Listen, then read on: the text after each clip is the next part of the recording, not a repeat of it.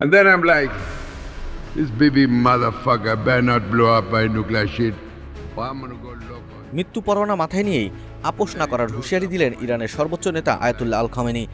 শুরু হলো যুদ্ধ বার্তা দিয়ে লড়াইয়ের চ্যালেঞ্জ জানিয়েছেন ইসরায়েলের প্রতি। মার্কিন প্রেসিডেন্ট ডোনাল্ড ট্রাম্প আর ইসরায়েল সরকারের একের পর এক হুমকির জবাবে প্রথমবারের মতো মুখ খুললেন খামেনি। সিরিজ এক্স বার্তায় ইসরায়েলিদের বিরুদ্ধে যুদ্ধ জয়ের প্রত্যয় ব্যক্ত করেন তিনি। ইসরায়েলের অপারেশন রাইজিং লায়নে একের পর এক সহযোদ্ধাকে হারাচ্ছেন আয়াতুল্লাহ আল খামেনি। যুক্তরাষ্ট্র ইসরায়েলের তরফ থেকে অনবরত পাচ্ছেন হত্যার হুমকি, তবুও অকুতোভয় ইরানের সর্বোচ্চ নেতা। 2 দিন আগে ইসরায়েলের প্রধানমন্ত্রী বেনিয়ামিন নেতানিয়াহু সাফ উচ্চারণ করেন, খামেনির মৃত্যু হলেই শেষ হবে সংঘাত। একদিন পর প্রতিরক্ষামন্ত্রী ইসরায়েল কাটজ হুঁশিয়ারি দেন, ইরাকের নেতা সাদ্দাম হোসেনের মতো একই পরিণতি বরণ করতে হতে পারে 86 বছর বয়সী খামেনিকে। হুমকি এসেছে যুক্তরাষ্ট্রের তরফ থেকেও। ডোনাল্ড ট্রাম্প জানান, খামেনির অবস্থান সম্পর্কে অবগত আছেন তারা। এখনই তারা তাকে হত্যা করবেন না বলে জানান তিনি।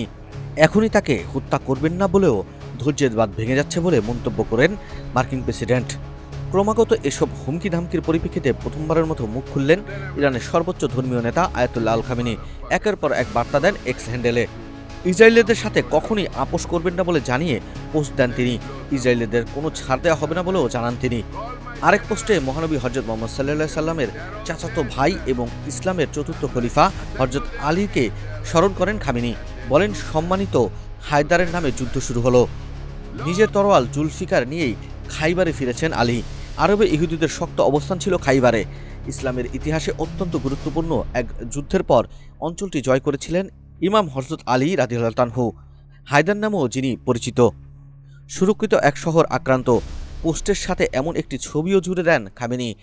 আরেক পোস্টে কোরআনের আয়াত তুলে ধরেন ইরানের সর্বোচ্চ নেতা। প্রত্যয় জানান, আল্লাহর ইচ্ছায় ইসরায়েলিদের বিরুদ্ধে জয়ী হবে Islamic Republic. And then he blows up.